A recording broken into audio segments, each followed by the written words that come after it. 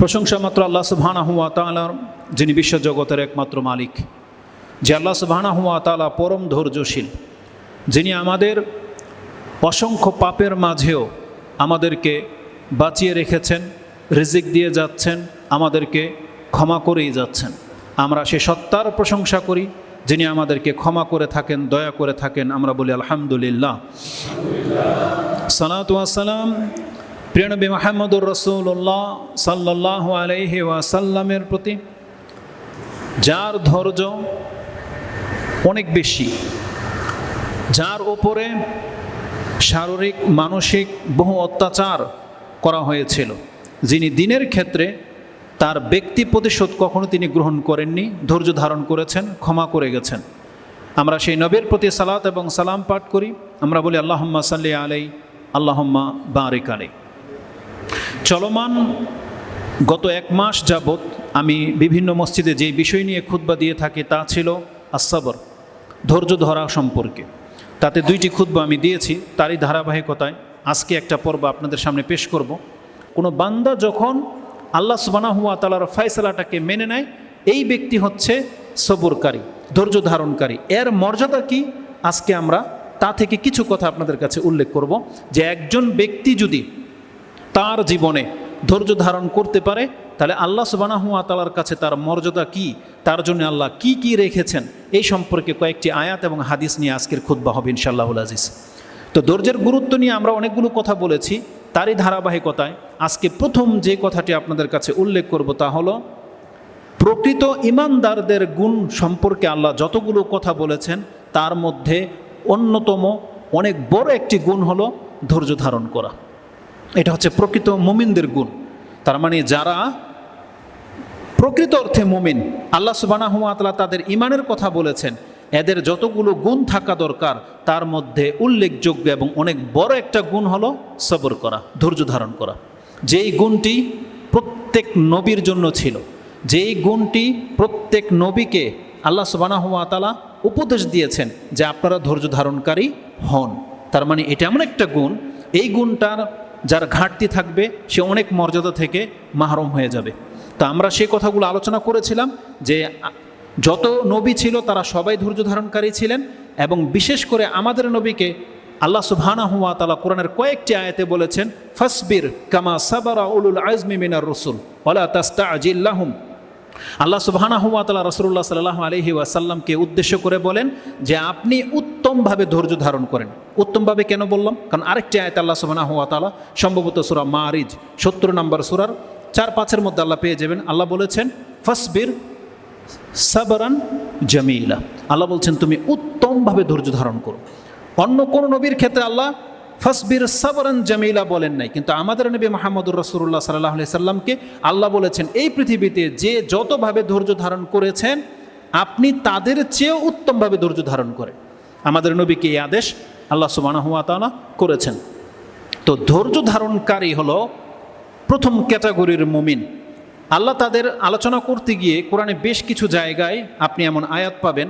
আমি আজকে যে আয়াতটি দিয়ে শুরু করব সেটা আপনি পেয়ে যাবেন সূরা আলে ইমরান 3 নম্বর সূরা, তারা 16-17 নম্বর আয়াতগুলো দেখেন। আল্লাহ সুবহানাহু ওয়া তাআলা এখানে মুত্তাকিদের আলোচনা করতেছেন, যেই মুত্তাকিদের জন্য জান্নাতকে প্রস্তুত করে রাখা হয়েছে। তারপরে আল্লাহ 16 নম্বর আয়াতে বলতেছেন এই মুত্তাকি কারা? আল্লাযীনা ইয়াকুলুনা রাব্বানা ইন্নানা আমান্না ফাগফির লানা যুনুবানা ওয়া কিনা আযাবান নার। আল্লাহ বলছেন যে এই মুত্তাকিদের জন্য আমি জান্নাতকে প্রস্তুত করে রেখেছি, এদের কথা হলো তারা আল্লাহর কাছে প্রতিনিয়ত বলে, হে আমাদের পালনকর্তা, আমরা তো আপনার প্রতি ঈমান এনেছি, অতএব আমাদের পাপগুলোকে আপনি ক্ষমা করে দেন এবং জাহান্নামের আগুন থেকে আমাদেরকে মুক্ত ঘোষণা করে দেন। তার মানে একজন মুমিনের এই দাওয়াত থাকতে হবে আল্লাহর কাছে, ঈমানকে পেশ করতে হবে। এখানে উসিলা করা হচ্ছে ঈমানকে। আপনি যখন আল্লাহ সুবহানাহু ওয়া তাআলার কাছে দোয়া করেন, বৈধ উসিলা কি? আপনি আপনার কর্মটাকে আল্লাহর কাছে পেশ করেন। দেখেন এখানে আপনি কোন জিনিসটাকে ওসিলা বানিয়েছেন? আল্লাহ বলতেছেন, আল্লাহ নিজে শিক্ষা দিচ্ছেন এই দোয়া যে মুমিনদেরকে এইভাবে দোয়া করা উচিত।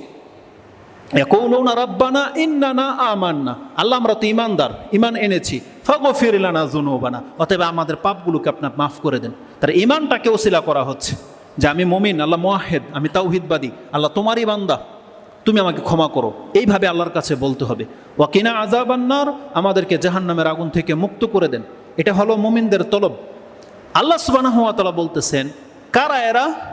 প্রথমে আল্লাহ বলতেছেন আস-সাবিরিন, আস-সাবিরিনা ওয়াস-সাদিকিনা ওয়াল-কানিতিনা ওয়াল-মুনফিকিনা ওয়াল-মুস্তাগফিরিনা বিল আসহার। পরের টুকরা দুইটা দেখেন, ফাগফির লানা যুনুবানা, আল্লাহ আমাদের পাপগুলোকে মাফ করে দেন এবং আমাদেরকে জাহান্নাম থেকে মুক্ত করে দেন। আল্লাহ বলছেন এই দুইটা গুণ কারা পাবে? তাদের আলোচনা হচ্ছে নিচে, যে আমি এদের পাপকে মাফ করে দেব, এদেরকে আমি জাহান্নাম থেকে মুক্ত করে দেব। তারা কারা? আস-সাবিরিনা, তারা হচ্ছে ধৈর্য ধারণকারী, ওয়াস-সাদিকিনা, সত্যবাদীরা, ওয়াল-কানিতিনা, আমার আনুগত্য করে যায় এমন ব্যক্তিরা, ওয়াল মুনফিকিনা, যারা খরচ করে, ওয়াল মুস্তাগফিরিনা বিল আসহার, যারা রাতের শেষ অংশে উঠে আল্লাহর কাছে ক্ষমা চায়। তার মানে এই ক্যাটাগরির লোক যারা, তাদেরকে আল্লাহ সুবহানাহু ওয়া তাআলা পাপগুলোকে মাফ করে দেবেন এবং তাদেরকে জাহান্নাম থেকে মুক্ত রাখবেন, এটার ওয়াদা করা হচ্ছে। তাহলে এখানে যেই গুণগুলোর কথা বলা হয়েছে তাদের প্রথম ব্যক্তি হচ্ছে আস-সাবিরিন। আল্লাহ বলেছেন নিশ্চয়ই ধৈর্য ধারণকারী ব্যক্তিদেরকে আমি তাদের পাপকে মাফ করে দেব এবং তাদেরকে আমি জাহান্নাম থেকে মুক্ত রাখব। এটা হচ্ছে ধৈর্য ধারণকারীদের অনেক বড় একটা বৈশিষ্ট্য। তাহলে প্রথম গুণ, প্রথম ফয়দা যেটা ধৈর্য ধারণকারী ব্যক্তিরা পাবে সেটা হচ্ছে তার পাপকে আল্লাহ মাফ করে দেবেন এবং তাকে জাহান্নাম থেকে আল্লাহ মুক্ত রাখবেন। অপর আয়াতে আল্লাহ সুবহানাহু ওয়া তাআলা ক্ষমার কথাটা স্পষ্ট বলেছেন। সেই আয়াতে আল্লাহ 10 প্রকৃতির মানুষের কথা উল্লেখ করেছেন। আল্লাহ বলেন ইন্নাল মুমিনিনা ওয়াল মুমিনাত ওয়াল মুসলিমিনা ওয়াল মুসলিমাত ওয়াল কানিতিনা ওয়াল কানিতাত ওয়াস সাদিকিনা ওয়াস সাদিকাত ওয়াস সাবিরিনা ওয়াস সাবিরাত ওয়াল খাশিইনা ওয়াল খাশিয়াত ওয়াল মুতাসাদ্দিকিনা ওয়াল মুতাসাদ্দিকাত والصائمين والصائمات والحافظين فروجهم والحافظات والذاكرين الله كثيرا والذاكرات। এই 10 প্রকৃতির মানুষের কথা বলে দিয়ে আল্লাহ বলতেছেন আ'আদ্দাল্লাহু লাহুম মাগফিরাহ, আমি আল্লাহ তাদের সাথে ওয়াদা করতেছি যে আমি তাদের জন্য ক্ষমা করাটাকে প্রস্তুত করে রেখেছি। আল্লাহ কি বলছেন? আ'আদ্দাল্লাহু লাহুম, তাদের জন্য। আল্লাহ বলতেছেন আমি তাদের জন্য প্রস্তুত করে রেখেছি মাগফিরাহ, তাদেরকে ক্ষমা করে দেওয়া হবে।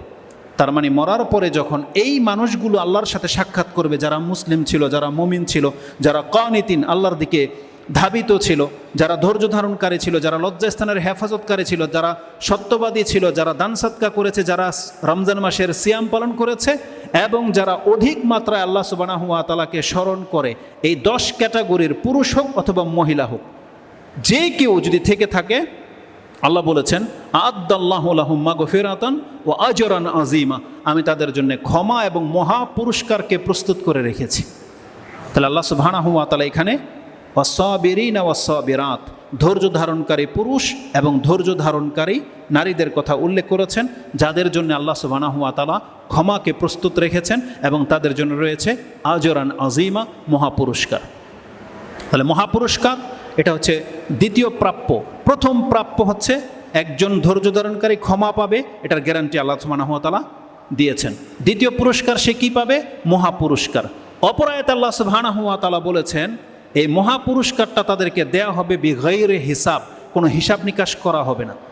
তার মানে সালাতের একটা নির্দিষ্ট একটা জাযা আছে, সিয়াম রাখলে নির্দিষ্ট একটা জাযা দেওয়া হবে, হজেরও একটা জাযা আছে। কিন্তু আল্লাহ সুবহানাহু ওয়া তাআলা যখন ধৈর্য ধারণকারীর ব্যক্তির পুরস্কার সম্পর্কে বলেছেন, আল্লাহ বলেছেন বিগাইরে হিসাব, ইন্নামা ইউওয়াফফাস সাবিরুনা আজরাহুম বিগাইরে হিসাব। আল্লাহ সুবহানাহু ওয়া তাআলা সূরা জুমার 39 নম্বর সূরা তার 10 নম্বর আয়াতে এই কথাটা বলেছেন যে নিশ্চয়ই এছাড়া আর কিছুই নয় যে একজন ধৈর্য ধারণকারী ব্যক্তিকে আল্লাহ সুবহানাহু ওয়া তাআলা যখন পুরস্কার দেবেন তখন দেবেন বিগাইরে হিসাব, হিসাব নিকাশ ছাড়া। কতটা দেবেন আল্লাহ সুবহানাহু ওয়া তাআলা এগুলো গণবেন না, দেখবেন। তাহলে এটা হচ্ছে তার দ্বিতীয় পুরস্কার, যে একজন ধৈর্য ধারণকারী ব্যক্তিকে আল্লাহ ক্ষমা করবেন এবং অজস্র পুরস্কার তাকে আল্লাহ সুবহানাহু ওয়া তাআলা দিবেন। এই আয়াতের তাফসিরে গেলে ইমাম বুখারী রাহিমাহুল্লাহ তিনি তার কিতাবুর রিকাকের মধ্যে এই আয়াতের তাফসিরে ওমর রাদিয়াল্লাহু তাআলা আনহুর একটা আসার উল্লেখ করেছেন। তা থেকে জানা যায় যে ধৈর্য ধারণকারী ব্যক্তির তৃতীয় যে ফয়দা, তৃতীয় যেই মাহাত্ম্য তার দেওয়া হবে সেটা হচ্ছে উত্তম জীবন আল্লাহ সুবহানাহু ওয়া তাআলা তাদেরকে দেবেন। এই উত্তম জীবন সে দুনিয়া তো পেতে পারে, আর পরকালে তো স্থায়ী, পাবেই পাবে। ওমর রাদিয়াল্লাহু তাআলা আনহু থেকে ইমাম বুখারী রাহিমাহুল্লাহ কোট করেছেন, তিনি বলেন, ওয়াজাদনা খায়রি আইশিনা বিসসাবর। ওমর রাদিয়াল্লাহু তাআলা তিনি বলতেন, আজকে আমরা উত্তম জীবন পেয়ে গেছি, কিসের কারণে? বিসসাবর, ধৈর্য ধারণ করার কারণে পেয়েছি। তার মানে যেই দিন রাসূলুল্লাহ সাল্লাল্লাহু আলাইহি ওয়াসাল্লামের প্রতি তারা ঈমান এনেছিল, তারা বিশ্বাস করে নিয়েছিল আল্লাহ সুবহানাহু ওয়া তাআলার ওয়াহদানিয়াতকে, যারা কোরআনকে বিশ্বাস করে নিয়েছিল, এবং তাদের উপরে যত রকমের অত্যাচার হয়েছে সব কিছু তারা মেনে সহ্য করেছিলেন, ধৈর্য ধারণ করেছিলেন। ওটারই বেনিফিট কি হলো? ওমর রাদিয়াল্লাহু তাআলা তখন খেলাফত, পুরা মুসলিম বিশ্বের শাসক, তিনি নেতৃস্থানীয় ব্যক্তি। তাই তিনি বলতেছেন, ওয়াজাদনা খায়রা আইশিনা বিসসাবর, আজকে আমরা যে উত্তম জীবন পেয়ে গেছি, এটা কিসের মাধ্যমে পেয়েছি? বিসসাবর, ধৈর্য ধারণ করার মাধ্যমে পেয়েছি। তাহলে দুনিয়াতে হয়তো সবার জীবনে আমরা বলবো না যে ধৈর্য ধারণ করার মাধ্যমে সে উত্তম একটা জীবন পাবে, এটা হয়তো হবে না। কেননা কারণ অনেক মানুষ আছে যারা ইসলামকে টিকিয়ে রাখার ক্ষেত্রে ধৈর্য ধারণ করে কষ্ট করে বেঁচে আছে, এখন পর্যন্ত সে সুখের সন্ধান পায়নি। তবে বোঝা যাচ্ছে যে এই দুনিয়াতে জরুরি নয় যে আল্লাহ তাকে মালামাল করে দেবে, জরুরি নয় যে আল্লাহ সুবহানাহু ওয়া তাআলা তাকে আমাদের মতো একটা স্বাধীন, একটা নিরাপদ রাষ্ট্র দেবে, এটা জরুরি নয়। কিন্তু আল্লাহ সুবহানাহু ওয়া তাআলা এই দুনিয়াতে যদি কোনো ব্যক্তিকে নিরাপত্তা, স্বাধীনতা না দেয়, তাহলে কিন্তু সেই ব্যক্তি যদি ইসলামের উপরে ধৈর্য ধারণ করে থাকতে পারে, হালালের উপরে ধৈর্য ধারণ করে থাকতে পারে, আল্লাহ সুবহানাহু ওয়া তাআলা তাকে জান্নাতের উত্তম একটা জায়গা দান করবেন।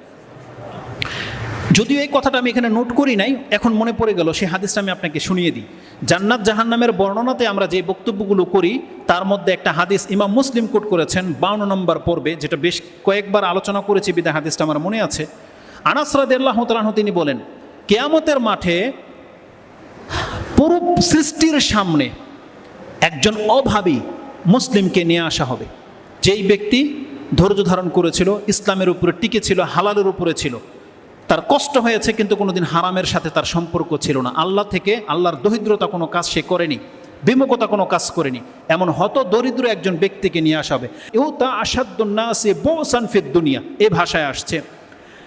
হত দরিদ্র, ব্যথায় দুঃখে জর্জরিত এমন একজন ব্যক্তিকে আল্লাহ সুবহানাহু ওয়া তাআলা হাসরের মাঠে নিয়ে আসা হবে।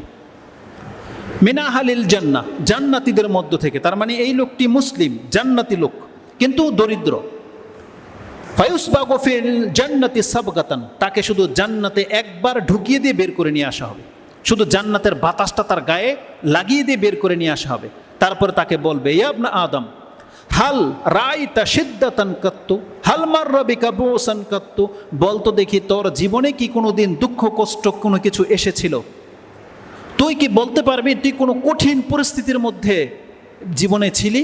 সে বলবে, লা ওয়াল্লাহি ইয়া রব, হে আমার পালনকর্তা, আমি তোমার কসম করে বলতেছি, লা রাআইতু শিদ্দাতান কাত্তু ওয়ালা মাররা বি বুসান কাত্তু, আমার জীবনে আমি কোনো দুঃখ কষ্টে ছিলাম এ কথা আমার মনে নাই, আমার মনে পড়ে না যে আমিও কোনোদিন কোনো কষ্টে ছিলাম।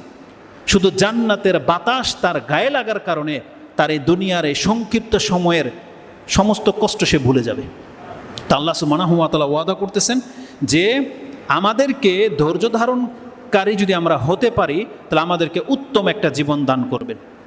কোরআনের কিছু আয়াত আমি আপনার কাছে পেশ করতে চাচ্ছি, আপনি বুঝতে পারবেন যে আল্লাহ সুবহানাহু ওয়া তাআলা ধৈর্য ধারণকারীদেরকে কিভাবে পুরস্কৃত করবেন।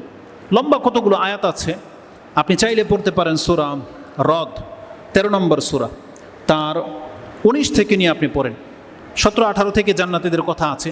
19 নম্বর আয়াতে আল্লাহ সুবহানাহু ওয়া তাআলা বলেছেন, আফা মাইয়া আলামু আন্নামা উনজিলা ইলাইকা মির রাব্বিকাল হাক্কা কামান হুয়া আমা ইন্নামা ইয়াতাযাক্কারু উলুল আলবাব। হে নবী, আপনি কি মনে করেন যেই ব্যক্তি এটা জানে যে এই ধর্ম, এই বিধান, এই কোরআন আপনার রবের পক্ষ থেকে একটি সত্য ধর্ম নাজিল হয়েছে, এটা যে মেনে নিয়েছে, এই ব্যক্তি কি ওই ব্যক্তির সমান? কামান হুয়া আমা, যে অন্ধ, তার মানে একটা চোখওয়ালা আর একটা অন্ধ কি সমান? তার মানে আল্লাহ মুসলিমদেরকে চক্ষুওয়ালা বলেছেন, দৃষ্টিসম্পন্ন ব্যক্তি বলেছেন, আর মুনাফিক, কাফের, নাস্তিক যারা, এগুলোকে আল্লাহ অন্ধ বলেছেন, অন্ধ, তাদের কোনো দৃষ্টিশক্তিই নাই। কামান হুয়া আমা, আল্লাহ বলছেন ইন্নামা ইয়াতাযাক্কারু উলুল আলবাব, নিশ্চয়ই জ্ঞানীরা এই উপদেশকে গ্রহণ করে। তারপর আল্লাহ সুবহানাহু ওয়া তাআলা বলছেন, কারা এই জ্ঞানী? আল্লাযীনা ইউফুনা বিআহাদিল্লাহি ওয়ালা ইয়ানকুদুনাল মিসাক, তারা তো ওই সমস্ত জ্ঞানী ব্যক্তি যারা আল্লাহর সাথে কৃত ওয়াদাকে পুরা করে এবং তারা যদি কোনো অঙ্গীকার করে তো সেই অঙ্গীকারকে ভঙ্গ করে না। এটা হচ্ছে মুমিনদের গুণ। তারপর আল্লাহ সুবহানাহু ওয়া তাআলা কি বলেছেন? তারা কারা? ওয়াল্লাযীনা ইয়াসিলুনা মা আমারাল্লাহু বিহি আইয়ুসালা, আল্লাহ যাদের সাথে সম্পর্ককে টিকিয়ে রাখতে বলেছেন তারা তাদের সাথে সম্পর্ককে টিকিয়ে রাখে, পরিস্থিতি যা হয়ে হোক। যেমন আল্লাহ আমাদেরকে কাদের সাথে সম্পর্ক বজায় রাখতে বলেছেন? রক্তের সম্পর্ক, সিলাতুল আরহাম। রক্তের সম্পর্ক যাদের সাথে আছে, সে যত মন্দ আচরণ আপনার সাথে করুক না কেন, আপনার পক্ষ থেকে তাদের সাথে আপনি সম্পর্ক নষ্ট করতে পারবেন না। হতে পারে আপনার চাচা, আপনার জ্যাঠা, আপনার চাচতো ভাই, মামাতো ভাই, খালাতো ভাই, খালা, খালু, আত্মীয় স্বজন যারা আছে, রক্তের সম্পর্ক।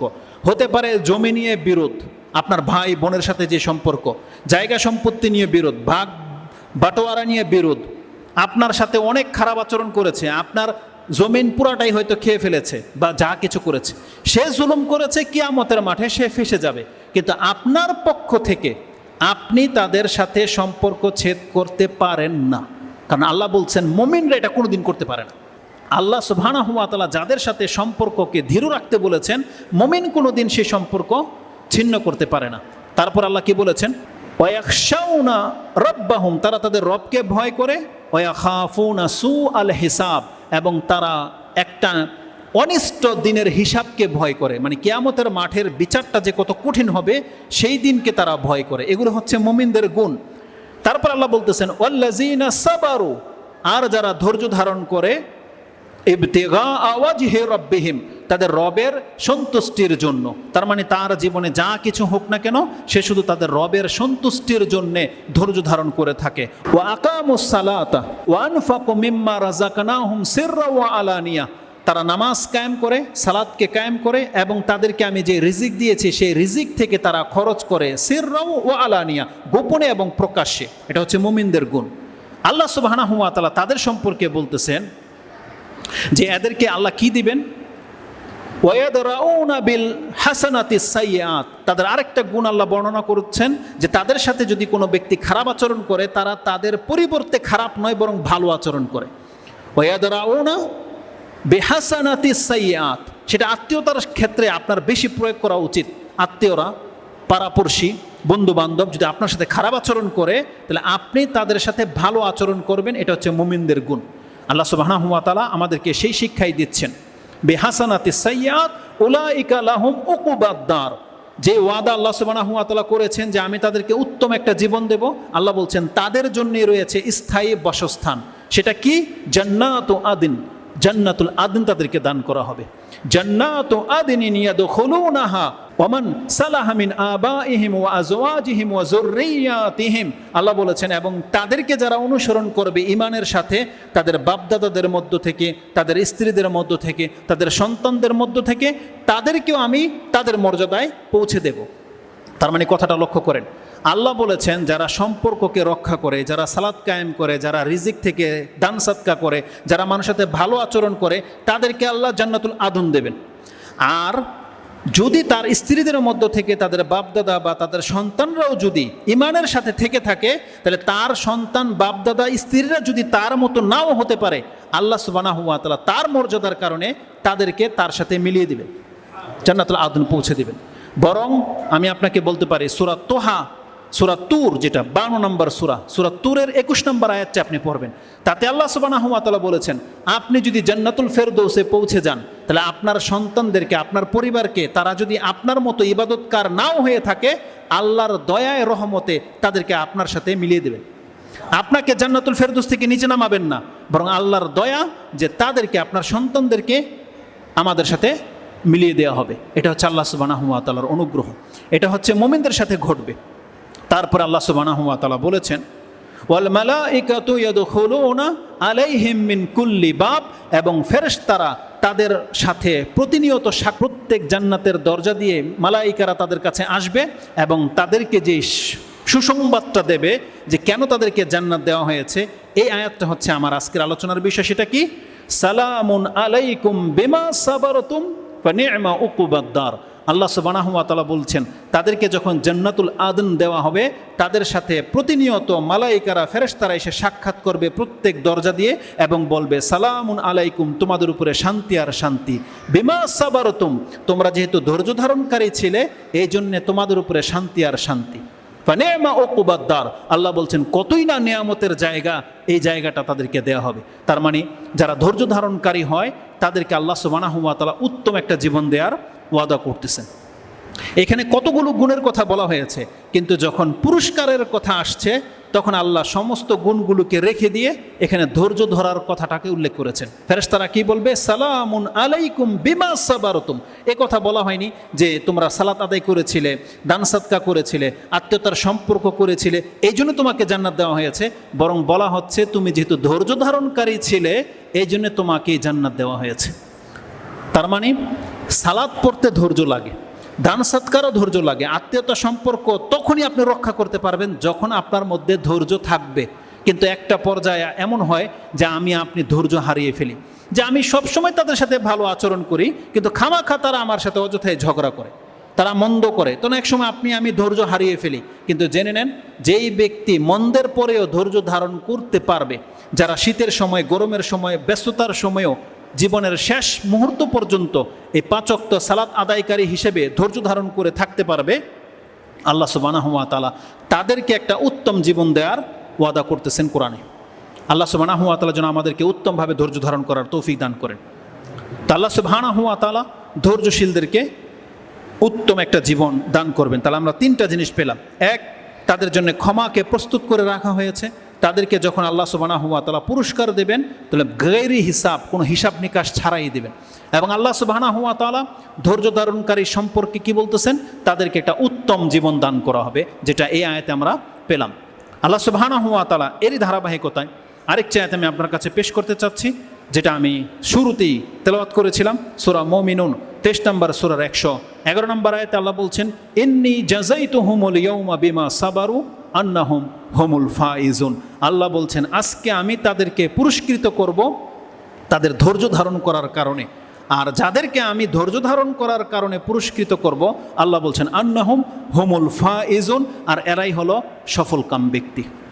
এটা আল্লাহ সুবহানাহু ওয়া তাআলা সূরা মুমিনুনের 111 নম্বর আয়াতে উল্লেখ করেছেন যে যেই ব্যক্তিরা জীবনের প্রতিটা ক্ষেত্রে ধৈর্য ধারণ করে প্রমাণ করতে পারবে, তার ঈমানকে প্রমাণ করতে পারবে, আল্লাহ সুবহানাহু ওয়া তাআলা বলেছেন হ্যাঁ আমি তাদেরকে জাযাইতুহুমুল ইয়াউম, আল্লাহ বলছেন আমি তাদেরকে পুরস্কৃত করব তাদের ধৈর্য ধারণ করার কারণে। তো এই কথাগুলো আল্লাহ সুবহানাহু ওয়া তাআলা পরকাল সম্পর্কে আমাদের জন্য প্রস্তুত করে রেখেছেন যে মরার পরে আমাদেরকে ক্ষমা করা হবে এবং উত্তম জীবন দেওয়া হবে এবং আল্লাহর পক্ষ থেকে অজস্র সওয়াব এবং নেকি দেওয়া হবে। কিন্তু দুনিয়াতে আপনি কি পাবেন? এটা গেল তো পরকালের ব্যাপার। এই দুনিয়াতে আল্লাহ সুবহানাহু ওয়া তাআলা ধৈর্য ধারণ করার মধ্যে যেটা সবথেকে বড় নেয়ামত আপনার আমার জন্য রাখা হয়েছে সেটা হচ্ছে হিদায়াত। এর চাইতে বড় নেয়ামত পৃথিবীতে আর কিছুই নেই।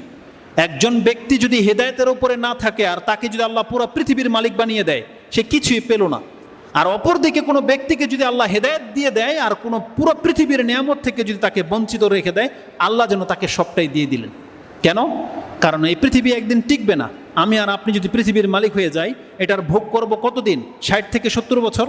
এরপর আপনাকে আমাকে মরতেই হবে, হয় আমি মরে যাব না আমার সম্পত্তি ধ্বংস হয়ে যাবে, দুইটার একটা তো অবশ্যই হবে।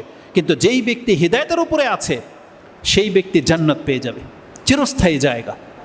আর আল্লাহ সুবহানাহু ওয়া তাআলা কোরআনে সেই দিকে ইঙ্গিত করেছেন যে কোনো ব্যক্তি যদি ইসলামের উপরে আল্লাহর বিধানের উপরে ধৈর্য ধারণকারী থাকতে পারে তাহলে আল্লাহ তাকে মরার আগ পর্যন্ত হেদায়েতের উপরে রেখে দেবেন।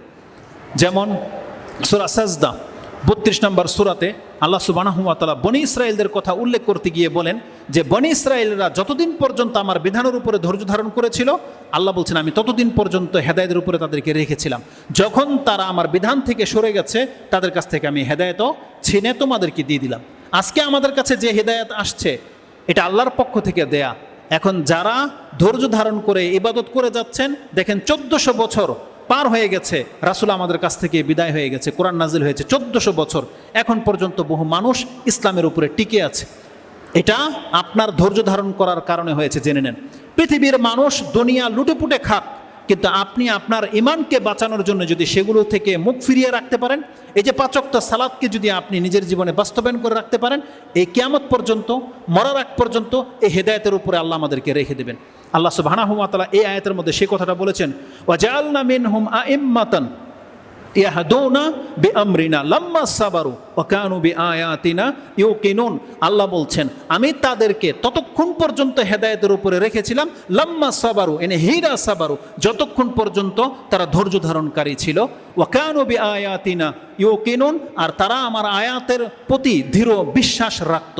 তার মানে আল্লাহ আমাদেরকে শিক্ষা দিচ্ছেন, আমরা যদি কোরআনের প্রতি দৃঢ় বিশ্বাস রাখতে পারি এবং আমরা যদি আল্লাহ সুবহানাহু ওয়া তাআলার ফয়সালার উপরে, তার বিধানের উপরে যদি ধৈর্য ধারণ করে থাকতে পারি, আল্লাহ সুবহানাহু ওয়া তাআলা বলছেন তাহলে তুমি হেদায়েতের উপরে থাকতে পারবে। তাহলে ধৈর্যের মাধ্যমে এই দুনিয়াতে আপনি হেদায়েত প্রাপ্ত হতে পারেন। দেখেন, মানুষ যখন অধৈর্য হয়ে যায় না, তার জীবনের বহু বিপর্যয় ঘটে। আজকে অধিকাংশ সংসারে যে প্রবলেমগুলো দেখা দেয়, অধিকাংশ তালাকের হার বেড়ে গেছে, স্বামীর সাথে স্ত্রীর সম্পর্ক ভালো নয়। কেন? শুধুমাত্র একটা পর্যায়ে গিয়ে সে অধৈর্য হয়ে যায়। তাই স্বামী অধৈর্য হয়ে যায়, স্ত্রীও অধৈর্য হয়ে যায়। স্বামীর অধৈর্য হওয়ার ফলে যেই খারাপিটা, সেটা কি জানেন? প্রায় আমাদের কাছে ফোন আসে, সামান্য একটু ঝগড়ার কারণে সে 3 তালাক বলে দেয়। পরবর্তী গিয়ে সে বলে যে আমি রাগ করে বলে দিয়েছিলাম, আমি বুঝতে পারিনি, এই সেই। কিন্তু ধৈর্য ধারণকারী ব্যক্তির কোনোদিন এই ভুলটা হবে না। যেই ব্যক্তি ধৈর্য ধারণ করার ক্ষমতা রাখে, তার মধ্যে একাধিক গুণ জন্মে যায়। যেই ব্যক্তি ধৈর্য ধারণ করতে পারে, সে সঠিক সিদ্ধান্ত নিতে পারে, সে তার রাগকে দমন করতে পারে, সে মানুষকে ক্ষমা করতে পারে, সে মানুষকে দয়া করতে পারে, আর তার সিদ্ধান্তে খুব ভুল হয় না বললেই চলে। এই জন্যে আল্লাহ সুবহানাহু ওয়া তাআলা হচ্ছেন উত্তম ফয়সালাকারী। কারণ আল্লাহ সুবহানাহু ওয়া তাআলা তড়িঘড়ি কোনো কাজ করেন না। এই জন্য তার নাম হচ্ছে আস-সাবুর। আল্লাহ হচ্ছেন পরম ধৈর্যশীল। আপনি আমি বিচার করেন তো দেখি, আমাদের পাপের কারণে যদি আল্লাহ তখনই ধরে নিতেন, ধৈর্য ধারণ না করতেন, তাহলে আমরা পৃথিবীতে বেঁচে থাকতে পারতাম? আল্লাহ সুবহানাহু ওয়া তাআলা কবি আমাদেরকে হালাক করে দিতেন। কিন্তু আল্লাহ কিয়ামত পর্যন্ত বলে দিয়েছেন যে দুনিয়াতে চট করে তোমাকে আমি ধরবো না, তোমাকে আমি একটা সময় পর্যন্ত ছেড়ে রাখবো। আল্লাহ সুবহানাহু ওয়া তাআলাকে গালি দিয়েছে ফেরাউন, কত বড় কথা বলেছে, পৃথিবীর ইতিহাসে কেউ বলে নাই। সেই ফেরাউনকে পর্যন্ত আল্লাহ একটা নির্দিষ্ট সময় পর্যন্ত ছাড় দিয়ে রেখেছিলেন। যেমনি বলেছিল আনা রাব্বুকুমুল আলা, ওই দিনে আল্লাহ ফেরাউনের টুটকিটাকে ধরে নেয়নি, ওই দিনে তার প্রাণটাকে ছিনিয়ে নেয়নি। আল্লাহ তাকে ছেড়ে দিয়েছে সময় পর্যন্ত, যে না আরও কিছু সময় ওকে দেওয়া হোক। তো মানুষ যখন ধৈর্য ধারণকারী হতে পারে, তখন সে সামনের ব্যক্তিকে ক্ষমাও করতে পারে, সে সঠিক সিদ্ধান্ত নিতে পারে। তাহলে এগুলো হচ্ছে ধৈর্যের গুণ। আল্লাহ সুবহানাহু ওয়া তাআলা বলেছেন, তুমি ধৈর্য ধারণকারী হলে আমি তোমাকে হেদায়েতের উপরে রেখে দেব। ধৈর্য ধারণকারী হলে আল্লাহ সুবহানাহু ওয়া তাআলা বলতেছেন যে আমরা কি প্রাপ্ত হব। আরেকটি আয়াতের মধ্যে আল্লাহ বলছেন, ইয়া আইয়ুহাল্লাযীনা আমানুস্তাঈনু বিস-সাবরি ওয়াস-সালাহ ইন্নাল্লাহা মা'আস সাবিরিন। আল্লাহ সুবহানাহু ওয়া তাআলা ধৈর্য ধারণকারীদের সাথে আছে। তার মানে যারা সবর করে, ধৈর্যশীলদের আল্লাহ বলছেন আমি ধৈর্যশীল ব্যক্তিদের সাথে আছি। তার মানে যেই ব্যক্তি বিপদাপদেও ধৈর্য ধারণ করে, আর সে যদি এটা মনে করতে পারে যে আমার রব আমার সাথে আছে, তাহলে জেনে নেন আপনার এই ক্ষয়ক্ষতি আপনার জীবনকে ধ্বংস করে দেবে না। আপনার এই ক্ষয়ক্ষতি আপনার জন্য কল্যাণী বয়ে নিয়ে আসবে এই দুনিয়াতে। এবং সব থেকে বড় কল্যাণ যেটা আল্লাহ ওয়াদা করেছে, যে আমি যদি আমার কোনো বান্দাকে বিপদ আপদ দিয়ে পরীক্ষা করি, আর সে যদি ধৈর্য ধারণ করে থাকতে পারে, আল্লাহ কি বলেছেন, ওয়াবাশশিরিস সাবিরিন, আমার বান্দাদেরকে আপনি জান্নাতের সুসংবাদ দিয়ে দেন। যেটা আমরা বিপদ আপদের ধৈর্যের মধ্যে উল্লেখ করব, সে আয়াতগুলো আমার জানা আছে সূরা বাকারাতে, যেটা 155, 56, 57 মধ্যে আপনি পেয়ে যাবেন। ওটা এখন বলবো না আমি। যে আল্লাহ বলেছেন ওয়াবাশশিরিস সাবিরিন, ওটা আপনার বিপদ আপদের সময় ধৈর্য ধারণ করার যে গুণ, সেখানে আমি উল্লেখ করব। তা আল্লাহ বলছেন ইন্নাল্লাহা মা'আস সাবিরিন, আল্লাহ ধৈর্য ধারণকারীদের সাথে আছে। ধৈর্যশীল ব্যক্তির আল্লাহর পক্ষ থেকে আরেকটা কিছু পাবে। এই আয়াতের মধ্যে কি আছে? আল্লাহ বলতেছেন ওয়াস্তাঈনু বিস-সাবর, তুমি আল্লাহর কাছে সাহায্য সহযোগিতা কামনা করো, কিসের মাধ্যমে? বিস-সাবর, ধৈর্য ধারণ করার মাধ্যমে। তার মানে যার যেটা প্রয়োজন, যার জীবনে যেটা ঘাটতি আছে, আপনাকে আল্লাহ সুবহানাহু ওয়া তাআলা শিক্ষা দিচ্ছেন, বান্দা তুমি যদি আল্লাহর কাছ থেকে সেটা নিতে চাও, তাহলে ধৈর্যের মাধ্যমে কাজ করো, তুমি ধৈর্য ধারণ করো, ধৈর্য ধরে আল্লাহর কাছে সাহায্য চাও। তোমার একটা সন্তান মরে গেছে, তুমি হায় হুতাশ করো না, ধৈর্য ধারণ করো এবং আল্লাহর কাছে উত্তম সন্তান কামনা করো। তোমার ফ্যাক্টরি জ্বলে গেছে, লাভ হচ্ছে না, তুমি ধৈর্য ধারণ করো। নোংরা কথা বলবা না আল্লাহর সম্পর্কে, কোনো বাজে মন্তব্য তুমি করবা না। তুমি বলো কাদ্দারাল্লাহু আলা মা শাআ ফাআলা, কাদ্দার আল্লাহু আলা মা শা ফাআলা, আল্লাহ যা চেয়েছেন তাই হয়েছে। আমার মুখ থেকে আমি কোনো বাজে শব্দ বলবো না। ইন্না লিল্লাহি ওয়া ইন্না ইলাইহি রাজিউন, আমরা আল্লাহর পক্ষ থেকে আল্লাহর কাছে আমাদেরকে ফিরে যেতে হবে। এটাই না দোয়া, এটাই না উক্তি একজন মুমিনের হতে হবে। তা আল্লাহ সুবহানাহু ওয়া তাআলা বলেছেন, তোমার জীবনের যত বিপর্যয় আসুক না কেন বান্দা, তুমি ধৈর্য ধারণ করো, তারপর আল্লাহর কাছে সাহায্য চাও। তার মানে ধৈর্যের মাধ্যমে আল্লাহর পক্ষ থেকে আপনার কাছে সাহায্য আসতে পারে। এই আয়াতটি আপনি সূরা বাকারার 153 নম্বর আয়াতে পেয়ে যাবেন। ধৈর্যের মাধ্যমে আপনি সম্মান হাসিল করতে পারেন, বিজয়ী হতে পারেন, এটা আল্লাহ সুবহানাহু ওয়া তাআলা বলেছেন। যেমন কোরআনের মধ্যে আল্লাহ আমাদেরকে শিক্ষা দিয়েছেন যে কাফের মুনাফিকরা তোমাদেরকে কষ্ট দেবে, আর তারা সবসময় কৌশলে থাকে কিভাবে তোমাদেরকে হালাক করে দেওয়া যায়, ধ্বংস করে দেওয়া যায়। আল্লাহ সুবহানাহু ওয়া তাআলা বলতেছেন যে তোমরা তাদের এই চক্রান্ততে কান দিও না, বরং তোমরা ইসলামের উপরে অটুট থাকো, তাদের চক্রান্তকে নাশাত করে দেওয়ার মতো তোমাদের রব বাকি রয়ে গেছেন। আল্লাহ সুবহানাহু ওয়া তাআলা সেই কথাগুলোকে কোরআনে এইভাবে উল্লেখ করেছেন। আল্লাহ বলছেন ওয়া ইন তাসবিরু ওয়া তাত্তাকু, তোমরা যদি ধৈর্য ধারণকারী হও এবং আল্লাহকে ভয় করা ব্যক্তি হও, লা ইয়াদুররুকুম কাইদুহুম শাই, তাদের চক্রান্ত তোমাদের কোনো ক্ষতি করতে পারবে না। তার মানে আল্লাহ কি বলেছেন, ওয়া ইন তাসবিরু, যদি তোমরা ধৈর্য ধারণকারী হও, ওয়া তাত্তাকু, আর যদি তোমরা মুত্তাকি হও, আল্লাহকে ভয় করে চলো এই জমিনে, তাহলে তোমাদেরকে ভয় করার দরকার নাই যে কাফেররা আমাদেরকে অ্যাটম বোম দিয়ে শেষ করে দেবে। মুসলিমদেরকে আল্লাহ বলছেন তোমাদের ভয় করার কোনো কাজ নাই, তোমরা শুধু ধৈর্য ধারণকারী হও, তোমরা শুধু আল্লাহকে ভয় করা ব্যক্তি হয়ে যাও। তার মানে ওদের চক্রান্তকে আল্লাহ বলছেন আল্লাহ দেখে নেবে, এই যে ওয়াদা করেছেন আল্লাহ সুবহানাহু ওয়া তাআলা, তার মানে আল্লাহর পক্ষ থেকে সাহায্য করা হবে। আল্লাহ সুবহানাহু ওয়া তাআলা বলেছেন বিজয় হাসিল করতে হলে ধৈর্য ধারণকারী সৈনিক হতে হবে। আজকে আমাদেরকে মানুষ উস্কায়, আপনাদের মধ্য থেকে কিছু পাবলিক আছে আমাদেরকে বলে রাসূলকে নিয়ে ব্যঙ্গ করা হচ্ছে, ইসলামের ভাবমূর্তিকে নষ্ট করা হচ্ছে, নাস্তিক এই বলেছে সেই বলেছে, অমুক নেতা এই বলেছে সেই বলেছে, আপনারা মাঠে কেন নামেন না, আপনারা এটা কেন করেন না, সেটা কেন করেন না, আমাদেরকে বলে। আপনি যদি প্রমাণ করে দিতে পারেন আপনাদের মতো 100 জন সৈনিক আমরা পেয়ে যাব যারা ধৈর্যশীল, যারা মাঠে নামলে ফিরবে না, পিঠ ফিরিয়ে পালাবে না, তাহলে জেনে নেন সেই দিন আমরা মাঠে নামতে প্রস্তুত। কিন্তু আমরা পাচ্ছি না সেই রকমের অনুসারীদেরকে, যেমনটা সাহাবায়ে কেরামরা ছিলেন, তারা মাঠে নেমে গেলে পিঠ ফিরিয়ে কোনোদিন পালাননি। কিন্তু আমরা তো বাংলার চিত্র তো দেখতেছি, অধিকাংশ মানুষগুলো যখন মাঠে নামে হুজুকে, তারপরে কিছু হলে নেতাকে ফেলে দিয়ে সব পালায় বা নেতাই পালিয়ে যায়, এমন বহু চিত্র ঘটেছে বাংলার জমিনে। তবে জেনে নেন এইভাবে দিন কায়েম হবে না। দিন কায়েম হতে হলে নেতা লাগবে, নেতাকে অনুসরণ করবেন জীবনের প্রতিটা ক্ষেত্রে, এই রকমের অনুসারী লাগবে, তখনই কেবলমাত্র ইসলাম বিজয়ী হবে। বাংলার জমিনে ইসলামকে টিকাতে বেশি দিন লাগবে না, শুধুমাত্র ইসলামকে ফলো করার মতো ব্যক্তিদের লাগবে, যারা 5 ওয়াক্ত সালাত ছাড়বে না, যারা হারাম ছেড়ে দেবে, কোনো তাওয়াক্কা করবে না। কিন্তু আমরা বলে বলে বিরক্ত হয়ে যাচ্ছি, এখন পর্যন্ত মুসলিম 5 ওয়াক্ত সালাতটাকে ঠিকমতো ধরেনি। ফজরে মাত্র 10-12 জন উপস্থিত হয়। আজকে জুমার নামাজ আমি 12টা বাজে এখানে এসেছি, 12টা বাজে 10 মিনিট আগে মাত্র এই প্রথম কাতারে কয়েকজন মানুষ ছিল। এই যে আপনারা যারা এখন আসছেন, কি করেছেন বাসায়, কি কাজ ছিল? এমন কোন বিজনেসম্যান আপনি এত ব্যস্ত যে আপনি আজকে জুমার দিনও আপনাকে 1:15 বাজে মসজিদে আসতে হয়? কেন এমন এত ব্যস্ততা কেন আপনার? তাহলে এটা কি আজকে নতুন ওয়াহি নাজিল হইল যে আমি জানতাম না যে জুমার খুতবা আমার উপরে ওয়াজিব শোনা? এটা আপনি জানতেন না? বলেন যে আমি আমার লাইফে আজকে প্রথম শুনলাম যে এটা প্রথম জুমা, আমি জানতাম না যে আমাকে 12টার আগে মসজিদে আসতে হইতো। এটা কে, কোন মুসলিম না জানে যে তার 2 রাকাত নামাজ যেমন ফরজ, আল্লাহ সুবহানাহু ওয়া তাআলা তাকে এই জুমার খুতবার জন্য ডেকেছেন? এটা কে না জানে? কোরআনের এই আয়াত কার না কানে ঢুকেছে? আল্লাহ কি বলে নাই, ইয়া আইয়ুহাল্লাযীনা আমানু? আল্লাহ তো ঈমানদারদেরকে বলেছেন, ইযা নুদিয়া লিস-সালাতি মিন ইয়াউমিল জুমআ ফাসআউ ইলা যিকরিল্লাহ ওয়া যারুল বাই। আল্লাহ বলেছেন তুমি মসজিদে তাড়াহুড়ি করে আসো এবং এটাকে তোমাদের ব্যবসাকে বন্ধ করে দাও। আল্লাহ তো বলেছেন এই কথা, কিন্তু আপনি তো কোরআনের আয়াতটাকে কোনো পাত্তাই দেন নাই। আল্লাহ যে বলেছেন জারুল বাই, তোমরা বেচা কিনে ব্যস্ততাকে থামাও, কিন্তু আপনি তো এটা কোনো তাওয়াক্কাই করেন নাই।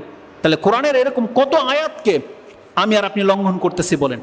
আমাদের ব্যক্তি জীবনে যদি কোরআনটাকে ফিট করে দেই, আজকে অধিকাংশ যুবকদের দাড়ি নাই, অধিকাংশ মানুষের টাকটার নিচেই প্যান্ট। সব থেকে বড় পাপ এটা মুসলিম সমাজের, সে 5 ওয়াক্ত নামাজ ছেড়ে দিয়েছে, তারা জামাত ছেড়ে দিয়েছে। তা জিহাদ কাদেরকে নিয়ে করবে? আজকে অমুসলিমদের এত বড় সাহস যে রাসূলুল্লাহ সাল্লাল্লাহু আলাইহি ওয়াসাল্লামকে নিয়ে ব্যঙ্গ করে, এটার মূল রিজনে, মূল কারণ আমি আর আপনি। আমাদের কারণে, আমাদের চরিত্রের কারণে তারা সাহস পায়। আমরা যখন প্রকাশ্যে বলি আপনি হিন্দুর দোকান থেকে আপনি সম্পদ কিনেন না, হিন্দুর সাথে আপনার সম্পর্ককে কমান, আপনি বলেন মুসলিমরা বাটপার, মুসলিমরা ঠকায়। আরে আপনি যদি মুসলমানকে রেখে দিয়ে হিন্দুর দোকান থেকে কিনেন, তাহলে ও কোনোদিন ইসলাম গ্রহণ করবে? বাংলার জমিনে হিন্দুরা ফুরফুরা, ওরা পয়সার উপর পয়সা হয়ে যাচ্ছে, আর আপনার পাশের ভাই মুসলিম, ও খেতে পাচ্ছে না, অভাব, ওর দোকান চলে না, ব্যবসা তেমন একটা লাভবান হয় না। আর হিন্দুরা যদি মিষ্টির দোকান দেয় ও কোটিপতি হয়ে যায়, বাঁশের ব্যবসায় ওরা সাকসেস, যেই কোনো ব্যবসায় ওরা সাকসেস। ডাক্তারিতে মুসলিম মহিলারা পর্যন্ত ও হিন্দু ডাক্তারের কাছে চিকিৎসা নিতে যায়। কেন? মুসলমান ডাক্তাররা কি সব মরে গেছে? আপনি তো আপনার ধর্মের সাহায্যকারী হবেন। আপনি বলেন তো দেখি, আপনার সমাজের মধ্যে ধর্মটাকে টিকানোর জন্য, প্রসার করার জন্য আপনার ভূমিকাটাকে একটা বলেন যে আমি এই ভূমিকা পালন করেছি। কে সেই ব্যক্তি? কিন্তু আমরা যখন বলি তখন আবার আপনাদের গায়ে লেগে যায় যারা বড় বাড়াবাড়ি কথা বলে। কেন? আপনি বোঝেন না কেন? বাংলার জমিনে মুসলিমদের সংখ্যা বেশি, এখানে যদি কোনো হিন্দু যদি ইসলাম গ্রহণ করতে না পারে, তাহলে ও ইসলামটাকে শিখবে কবে? আপনি গিয়ে দেখে আসেন সৌদি আরবে, ওখানে গেলে বুঝতে পারবেন যে হ্যাঁ, ইসলামের কিছু নিদর্শন বোঝা যায়। কিন্তু বাংলাদেশে সেটা কেন হয় না?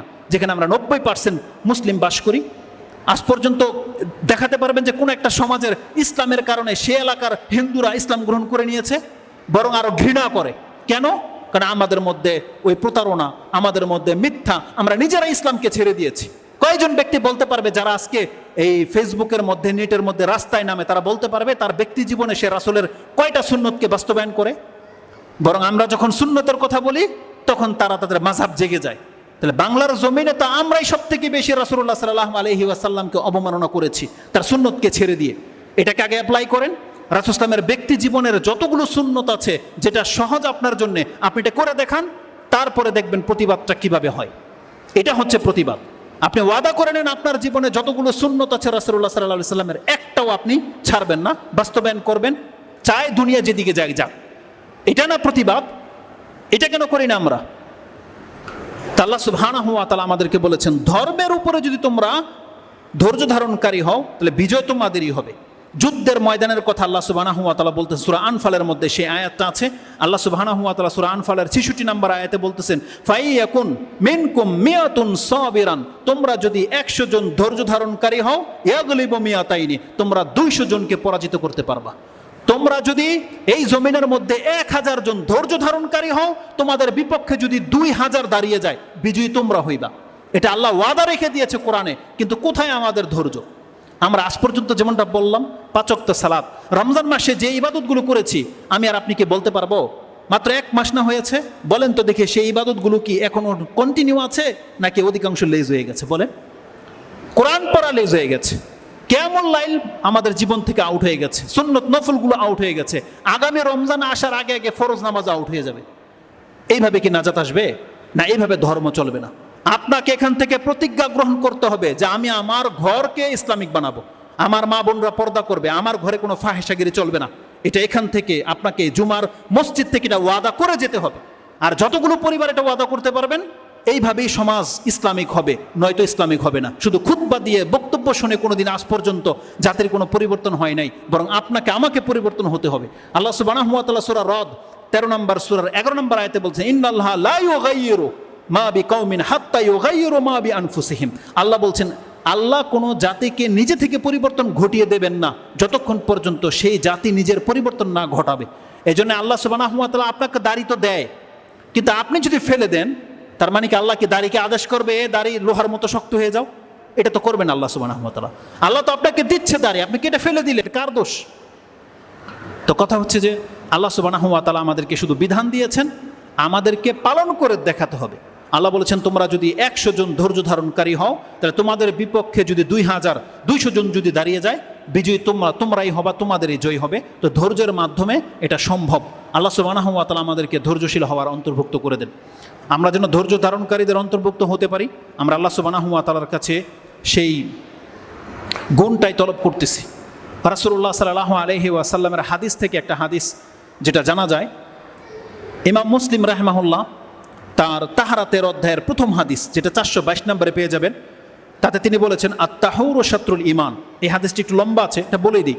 আত-তাহুরু শাত্রুল ঈমান, ওয়ালহামদুলিল্লাহি তামলাউল মিজান, ও সুবহানাল্লাহি ওয়ালহামদুলিল্লাহি তামলাআনি আও তামলাউ মা বাইনাস সামাওয়াতি ওয়াল আরদ, আস-সালাতু নূরুন ওয়াস সাদাকাতু বুরহানুন ওয়াস সাবরু দিয়াউন ওয়াল কুরআনু হুজ্জাতুল লাকা ওয়া আলাইকা কুল্লুন নাস ইয়াগদু ফাবাইউ নাফসাহু ফামুতিকুহা আও মুবিকুহা। এটা হচ্ছে হাদিসের ফার্স্ট টু লাস্ট। এটার মধ্যে একটা জুমলা হলো, রাসূলুল্লাহ বলেছেন আস-সালাতু নূরুন, নামাজ তোমার জ্যোতি, নূর, আলো দেবে তোমাকে। ওয়াস সাদাকাতু বুরহান, সাদাকা তুমি যে দিচ্ছ এটা তোমার ইমানের প্রুফ, এভিডেন্স। ওয়াস সাবরু দিয়াউন, আর তোমার ধৈর্য ধারণ করা এটা হচ্ছে প্রদীপ। দেখেন, সালাত হচ্ছে নূর আর ধৈর্য হচ্ছে প্রদীপ। কি পার্থক্য নূর আর জ্যোতির মধ্যে? নূর মানে আপনার কষ্টদায়ক কিছু নাই, তাপ নাই। সূর্যের মধ্যে কি আছে? তাপ আছে না? এটা হচ্ছে জ্যোতি, দিয়া। কিন্তু কামার, চাঁদের মধ্যে কি আছে? আলো আছে, নূর, কিন্তু কোনো তাপ আছে? কোনো তাপ নাই। তার মানে নামাজ হচ্ছে এমন আলো যেটার মধ্যে কোনো তাপ নাই, কোনো কষ্ট নাই, কিন্তু ধৈর্য ধারণ করা একটু কষ্ট।